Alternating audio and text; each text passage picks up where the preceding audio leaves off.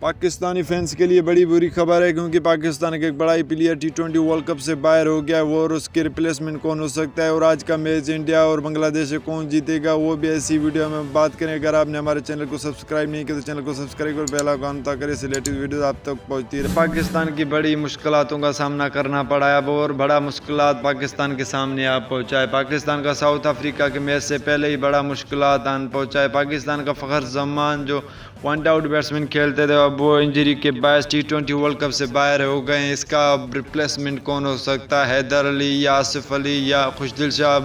اپنے comment section میں رائے ضرور دیں، کیونکہ پاکستان کو اب فخر زمان کے جانے کے بعد اب آصف علی ہارڈ ہٹر پر پاکستان کھلا سکتے ہیں، آصف علی شاید کھیل سکتے ہیں۔ اگر آپ اپنا کمنٹ سیکشن میں رائے ضرور دیں۔